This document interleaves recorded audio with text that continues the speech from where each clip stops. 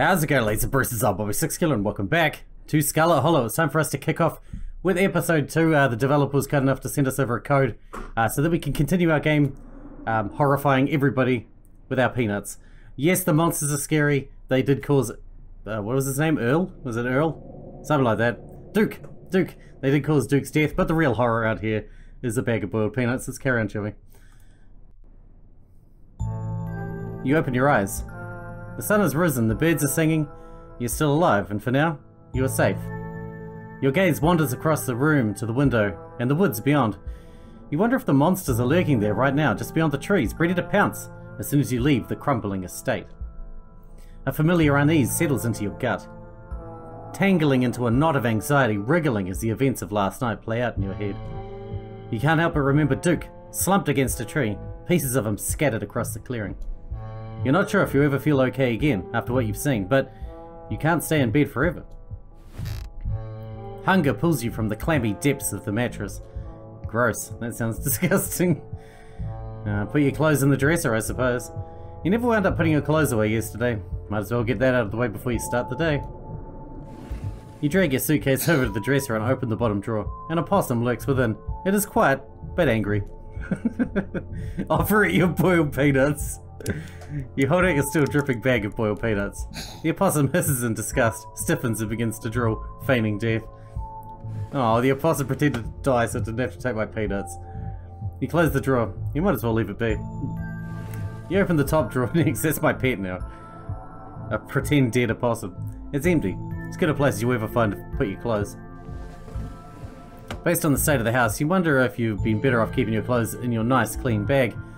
But there's no going back now. Poke around in the closet. After what you went through last night, the last thing you needed this morning was waking up to find a doll in your closet. Pick up doll. You know, my strategy, my theory on life is, if you're going to visit the lion enclosure at the zoo, you might as well poke it with a stick as well. Pick up the doll to examine it more closely. Its foot reads, "Property of Alexandra." There's no way you're taking this with you. You close the closet behind you. Look out the window.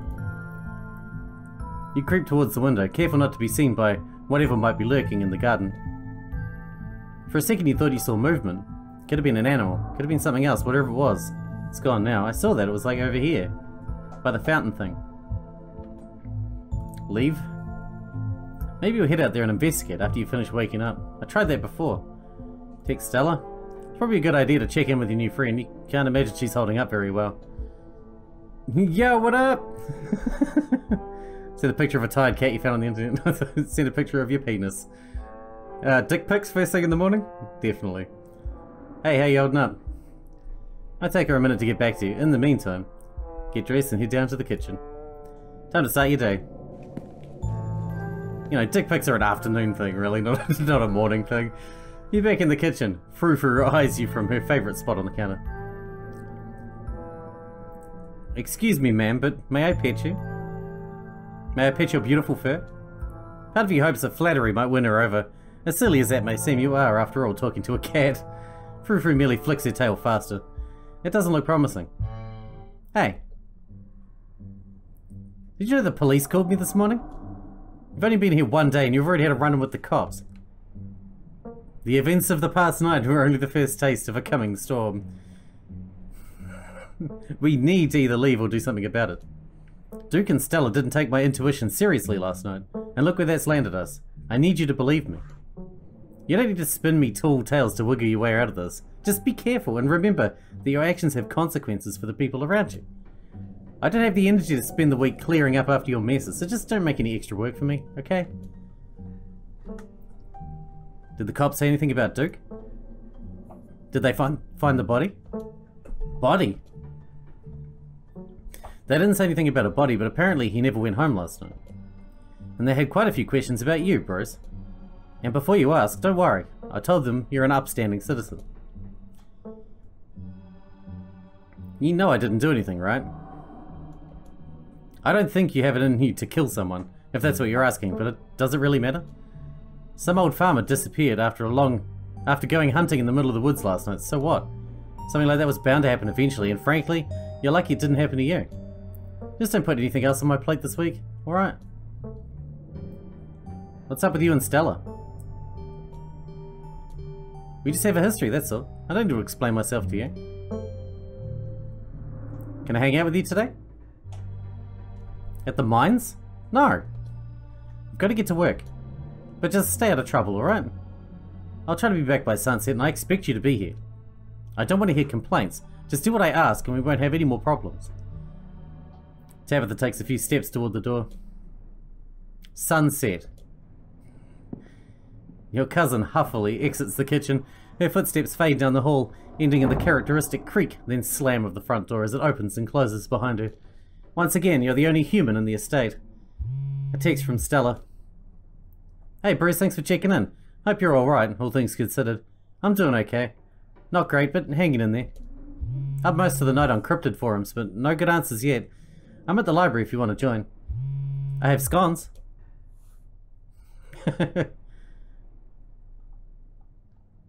I'll be there in a bit, still waking up. I want to walk around the house more. And that's it. Time to start your day. Investigate garden. As your eyes wander to the garden door, you shudder, remembering the brief glimpse of something you saw from the upstairs window. It was probably just a raccoon, but the uncertainty of what you saw gnaws at you and compels you to investigate, if only to prove that it was nothing. At the very least, you don't see anything now. Investigate further. Oh my god, I'm gonna get myself killed. I'm way too risky, man. You wander further into the garden, trying to pinpoint the spot where that thing had been lurking. If indeed there had been something to begin with. Check the ground for clues. You crouch down, pushing aside the greenery and examine the soft earth. A boot print. A big boot print, and what looks like some kind of viscera? Your thoughts turn to the spectre from the night before. You snap a quick photo just in case it comes in handy later. Text it to Stella. She knows about this kind of stuff. Look what I found in the garden across from my window. No way that's Tabitha sized. I know, she looks like she's the kind of woman who will have big feet.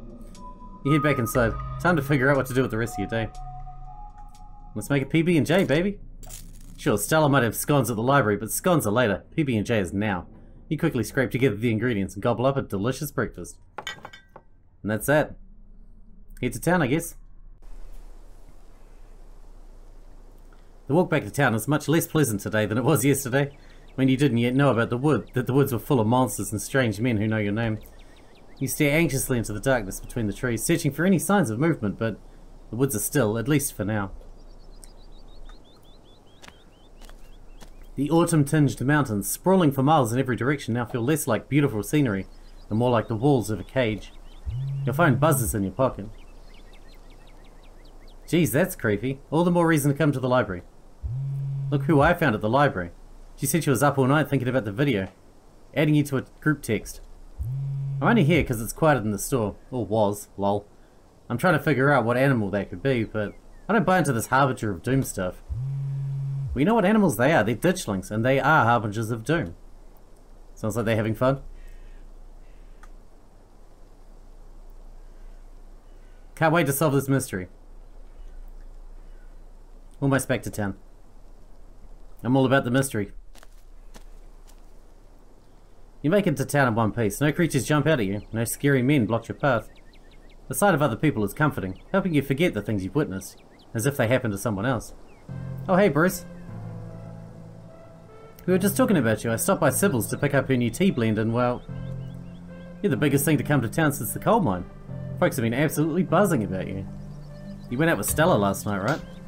Did something happen out there? She barely even waved when she walked by. Lie, Duke got hurt. Well, I mean, that's not a lie. I'm traumatized and I'm not ready to talk about it yet. What happened last night was traumatizing. I don't think I'm ready to talk about it yet. Okay, I get it. Sounds like you've been shaken up real bad. I'll tell you what, I'm on break for the next half hour. Why don't you swing by the diner if you want to decompress? Winnie can fix you some of Sybil's new blend. Maybe it'll calm you down a bit. I think you'll like today's mix. It's chaga and lemon balm. Should ease your stress and tension. And if you feel like talking, I'm all ears. But no pressure. Anyways, it's up to you. See you around, Bruce. See you, Sybil. Take care now, Avery. I see you're a private person. I can respect that. You never know how someone might respond to hearing the truth of what you encountered last night. I'd better get back to it myself. I'm glad I was able to catch you this morning, if only to see how you were holding up. Please don't hesitate to stop by if I can be of any help. I know you can sense what I sense here. How are you so calm? Don't mistake my calm demeanor for complacency. We all have our parts to play in this. I trust that you and Stella have what it takes to get to the bottom of things. I'm so sorry to cut our conversation short, but I've got things that need tending to. Stay safe, Bruce, and God bless. You probably have a bit of time before you need it at the library. Oh, we'll go to the diner then. Shit, yeah. We might get free food again. Avery hooked us up with a scone last time. Or a biscuit, or whatever the hell it was. The dinner was a little quiet today. The diner, sorry, was a little quiet today, but the air is still heavy with the tantalizing smell of breakfast. Ooh, breakfast food. The diner is a little quiet to, warn the patrons? That might be a bit much. Talk to Avery. You slide into the booth across from Avery. Hey there, stranger. Before you can exchange words, Winnie sidles up, a fresh mug of tea in hand. Heard you might need this. The answer to 29 down is oink, by the way. What? But the clue is pen sound. How is that a sound a pen makes? Wait, pen, like pig pen. Are you kidding me? How was I supposed to guess that? I don't know why I even bother with those things. They're just going to frustrate you. It's just something to do to fill in the time. But maybe I should switch to Sudoku. Excuse me. My throat's been really sore recently, unfortunately, which is bad for the kind of games we play on the channel here.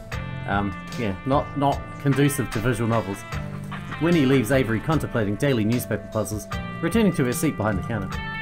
So, what the hell happened last night? You can tell me, I won't judge. What if you don't believe me? I can tell you about last night, but what if you don't believe me? I'm not here to judge, I'm here to listen. Try your tea? You take a gentle sip of your tea, it's bitter and earthy, a flavour profile enjoyed only by the healthiest of beverages. Whoa, not a lot of folks take to chaga so quickly. It's a fungus that grows on birch trees around here. It's supposed to be super healthy, but it definitely makes for a challenging drink. Color me impressed.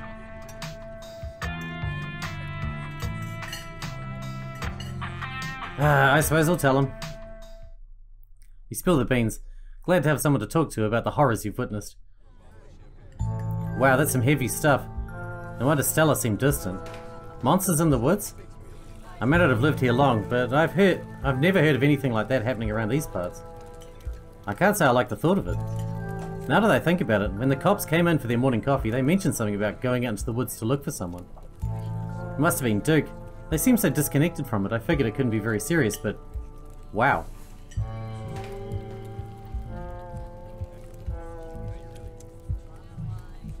What if the cops are in on it? I don't know how, but they're just so unconcerned, it's suspicious. Yeah, as soon as when the cops actually showed up, I was like, this is some hot fuzz type shit right now. I don't know. They come in here most days, and they've always seemed bored to me. The worst they usually have to deal with around here is property disputes. I don't think they're used to actual emergencies. At least, that's how it's been as long as I lived here.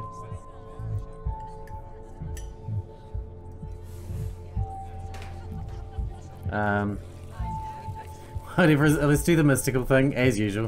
Whatever is coming from the place, I can feel it converging on me. I'll get to the bottom of things, I promise. Geez, that's rough. Good luck, Bruce. Oh man, looks like my shift is starting. I hope you're doing a bit better. Maybe the Chaga's had a chance to work some magic. I'm gonna keep my ears open for you. The diner is where everyone comes to gossip, so I hear a lot about what goes on around here. I'll let you know if anyone mentions these monsters or anything else strange or unusual. Avery slips out of the booth, giving a friendly half wave before disappearing into the back. You leave the diner, ready to continue your day. Oh, we can still go to the general store, let's do that. This is your first time seeing the general store in the light of day. A young man sits at the table by the register, too preoccupied with his phone to care that you stepped in. Or offer him the boiled peanuts. You know, that's how we do. The young man looks at your now quite pungent bag of peanuts, kills his lips in disgust and returns to his phone. I mean, if the opossum won't take it, this guy probably won't take it either. Hi, I'm Bruce. I just got to town yesterday. Yeah, I know, Mum told me. What's your name? Miles. What you doing on your phone? I'm just gonna sit here asking questions. Games, you probably haven't heard of them.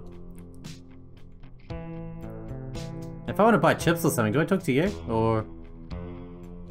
Miles sighs. I guess, yeah. Kanika decided to skip work today, so of course, whatever plans I had didn't matter. Just take the chips, I don't care. Would they be stealing? If Kanika cares about me running the place right, she can hire someone else and let me live my life. She inherited the store. I don't want to keep getting suckered into working here just because I'm her brother. We make most of our money on bulk orders anyways. A bag of chips doesn't make a difference. I'm paying for my chips. I insist. I'm not ringing you up. Take them or leave them.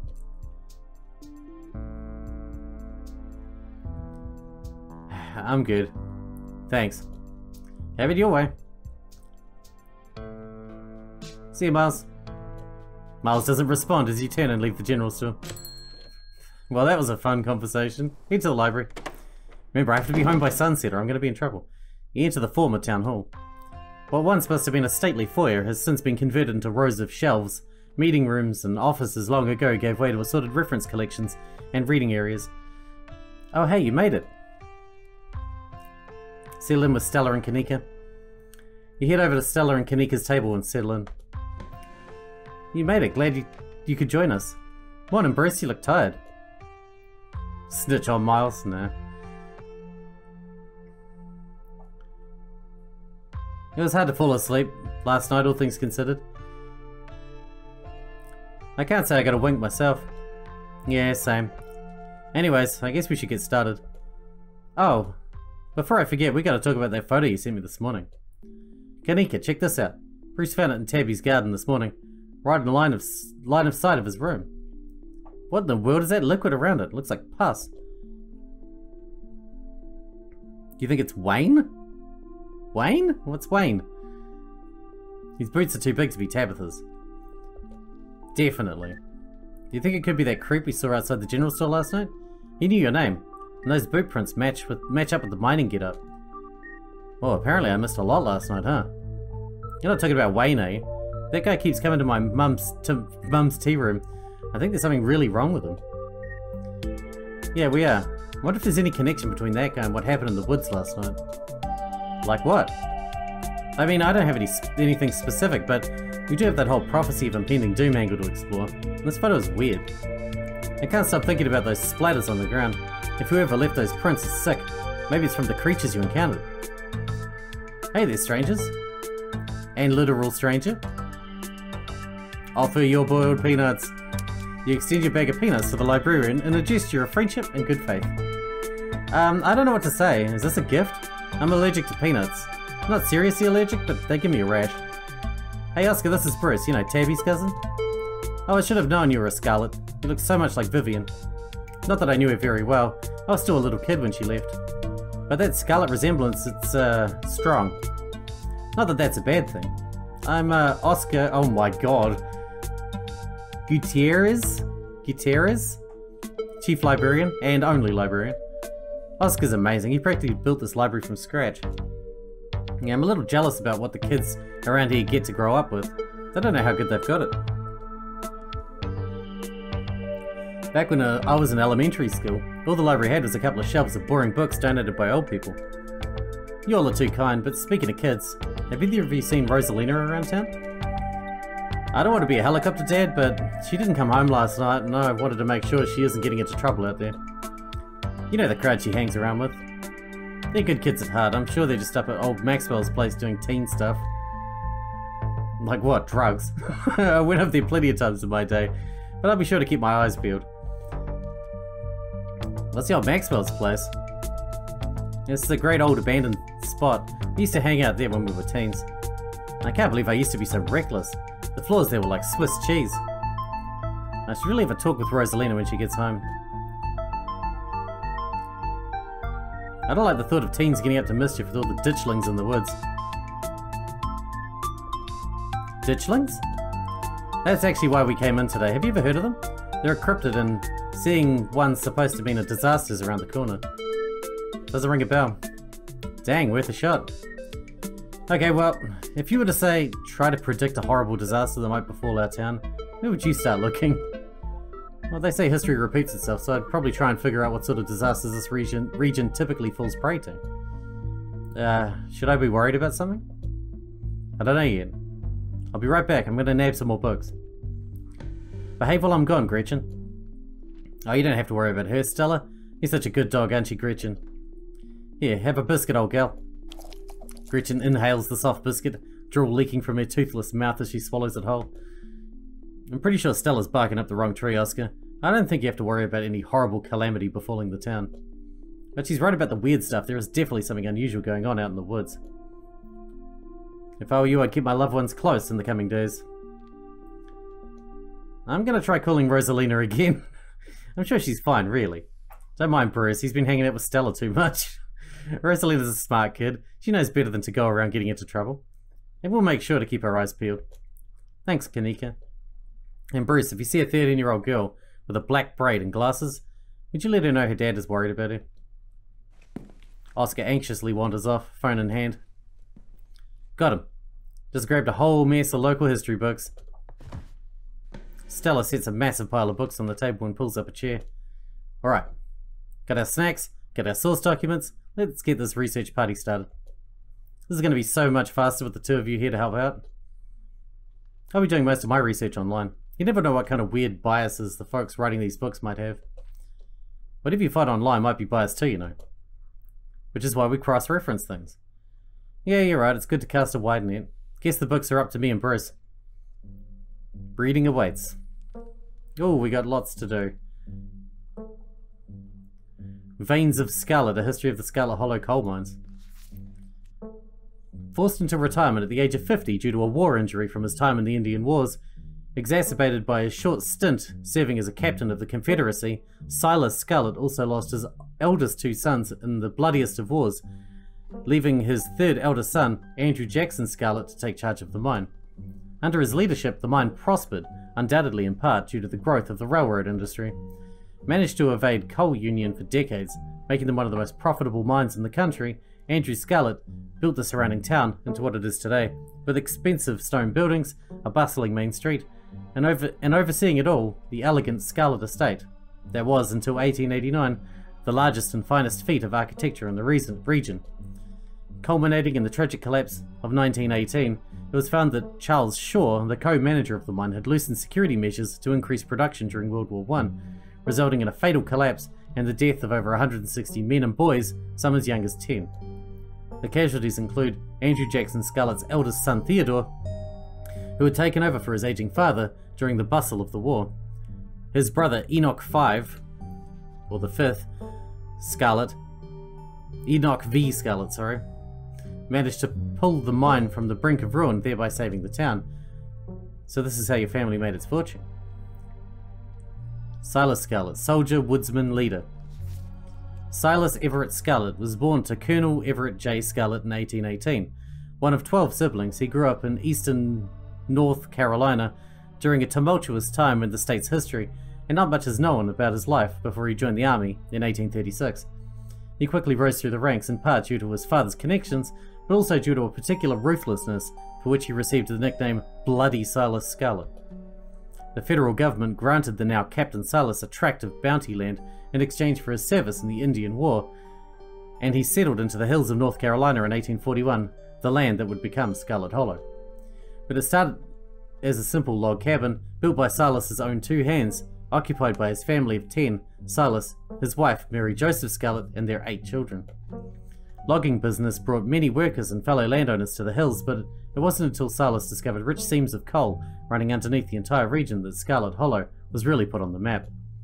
He saved what he could and bought the surrounding hillside at a great discount, cleverly hiding what he knew about the land's true value.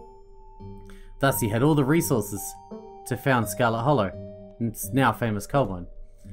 You're finished with this one. Appalachian folk monsters. This one actually makes sense for what we're looking for. A few entries catch your eye. We'll work through them. Wampus Cat. Often linked to Cherokee legends, some cite the Wampus Cat as originating with the story of a woman who sought vengeance against a monstrous cat demon for driving her husband mad.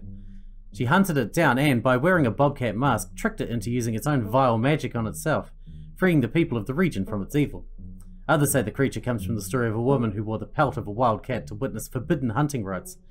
The hunters of her village gathered to perform the rites, and she watched in secret from underneath the cat's pelt, but was soon discovered. For her indiscretion, she was fused with the pelt and transformed into a creature that was neither human nor cat, forced to wander the wilderness alone, feared by all. Her calls are those of great sadness, and serve as a warning to anyone who dares go against tradition. Tommyknockers.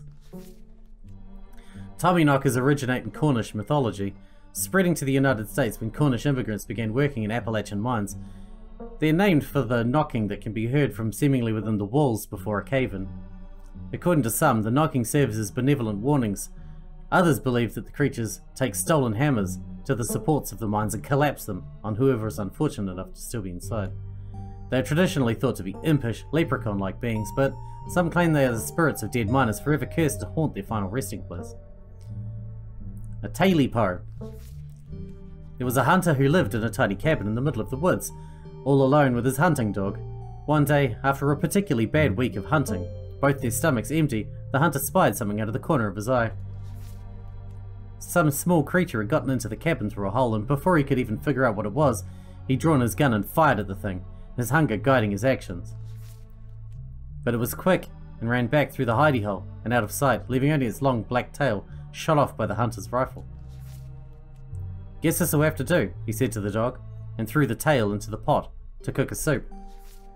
He and his dog ate well that night, the tail filling them both up. The hunter crawled into bed satisfied, and his dog curled up at his feet. He woke up to the sound of long nails scrabbling against wood. His dog was nowhere in sight, only a rumpled spot on the covers where he'd been, and in the gloom he saw two big yellow eyes staring right at him. "I want my Tailipo," a high, hoarse voice croaked from the darkness. "Go away," he screamed at the thing. But it stepped closer to him, still shrouded in darkness, the sound of long claws dragging across hardwood accompanying its movements. "I want my Tailipo," the creature growled again. "I'll get my dog after you," the hunter squeaked, his voice catching in his throat with fear, but there was no dog to be seen. "I want my Tailipo." Before the hunter could do so much as scream, the creature leapt from the darkness, long cool claws stretched out toward the hunter. No one is sure what the creature did to him that night, but the next morning all that remained of the hunter, his dog, and his cabin was a chimney, standing alone in the woods. Yes, I am done here. He closed the book and put it back. I think I'm all done. Let's check in. Alright, if we're going to go with what Kanika's mum told us last night, I think we can rule out any natural disasters as what brought the ditchlings here. But not nuclear incidents. Looks like our state has a history with those. What about y'all? Find anything? Before you can respond, a handsome black cat leaps onto the table. Stella quickly slams her book shut. Oh, hey Pixel. You might want to close your book. He loves to rip up any paper he can find. Don't worry, little guy. I didn't forget your treats. Pixel immediately goes to town on Stella's treats. Sorry if Pixel's bothering you. Hopefully he hasn't gobbled up any of our books. He can't stand the thought that people might pay attention to anything that isn't him. Why do you let a paper shredder freely wander a library? Have you seen this little guy's face? How can I say no to that? Leave Pixel be. The cat curls up on the table, fast asleep. It's nicer than the one at our house, anyway. That one's angry and always sitting on the kitchen counter. Alright, I better get back to shelving. Let me know if y'all need anything. Any luck with Rosalina? Not yet. I knew a teen would be a handful, but I didn't think it would happen overnight. I'll probably head out once you're all done and check on her usual haunts. Stella, what was that you were saying about nuclear incidents? You were talking about that Goldsboro thing, right? Yeah, apparently in the 60s a B-52 carrying a live warhead broke up mid-air and dropped a couple of bombs. Fascinating bit of history there. The first of the two bombs landed upright after its parachute got caught in a tree. Thankfully it didn't go off. At the time the government claimed that the bomb was unarmed, but it later came out that the only thing preventing the detonation was a single electrical switch which failed to trigger on descent. And 60 years later the second bomb still hasn't been recovered. Right, it's a conventional explosive disintegrated mid-air, but most of the nuclear material was made unrecoverable by flooding. If I remember correctly, they just buried it and sealed it up. I don't think disarming nuclear bombs is part of our skill set. Absolutely not. Also, Goldsboro is almost 400 miles from here. I think we're good. I'm just saying, you never know with radiation. We actually know quite a bit. It just melts you. It doesn't make monsters. And a 60-year-old bomb isn't going to explode on its own hundreds of miles away and kill us here. You never know, there could always be a whole underground society of bomb-worshipping mutants just waiting to blow it up. I've missed this. Do you think there's a cult here? You lean in quietly and whisper to Stella and Kanika. Do you guys think there's like a cult here? Those cops are awful suspicious, almost like they're trying to cover something up. It's true. Weird combination of being dismissive and trying to pin things on me, I don't know. Feels like a cover-up. Yeah, that was pretty bad, but I'm not sure if they have it in them to be part of a cult. Definitely, I don't think they're capable of putting in the effort. Well, that's honest. Veins of Scarlet. So about the coal mines here. Kanika visibly shudders. They get cold sweats just thinking about being in a place like that. I feel for the guys who work up there. I could never. Speak for yourself. I love a good crevasse. What happened after the mine collapse? The book just kind of glosses over that. It was a union for a little bit, but it didn't last. There's not a whole lot written about the past century here. Yeah, the Scarlet Hollow mine isn't exactly the most ethically run business. No offense or anything, I'm sure Tabby runs the mines better than Charles Shaw did. Still, hasn't let the union in though. There's a reason she and I don't talk. A union busting mine collapse from poor working conditions. Colour me shocked. Yeah, it's pretty awful. That's what the sculpture out in front is for, commemorating all the men and children who died that day. Every kid in the Scarlet Hollow learns about the collapse of 1918. Our teachers love to emphasise how many children they had working down there, probably to try and show us how good we have it or whatever. Low bar if you ask me. You know, that could be what the ditchlings are warning us about, another collapse. Writing it down in the list of potential disasters. Yeesh, Stella, that's morbid, and besides, it's all Charles Shaw's fault. The labour market is way more strict now. There's no way you'd get away with that kind of those kind of safety cutbacks he pulled. You all don't think the mine is about to collapse, right? No, I don't think so. Phew, had me worried there for a second. I hate to give Tabitha any credit, but the mine is safer now than it was back then. Still, what a horrible thought. You never know. You guys seem to have a bone to pick with Charles Shaw. That's what happens when someone directly causes a monumental disaster, especially in a small town like this. People tend to spit when they hear your name. You got run out of town on a rail, you know. And that's not a figure of speech. Back then they actually tied you to a rail and ran you out of town. There's a big mural of it over on the far wall. He got off easy if you ask me.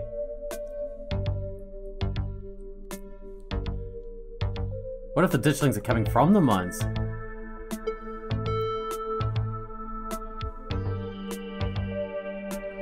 Maybe some sort of subterranean creatures the miners accidentally dug up. Not gonna lie, at this point I'd believe that. I'd certainly tick off a bunch of cryptid boxes. The mines have been active for over 150 years. I'd be surprised if they only managed to dig up something now. You guys seem pretty serious about this, huh? Alright, we need to wrap this up. Looks like we're going to be here in the library for a while, but we're going to wrap this one up here. And we'll continue our investigation on what could possibly be causing the ditchlings in the next one. Until then, I hope you guys enjoyed it. Thanks for watching. Thanks for hanging out with me, and I'll see you in the next episode.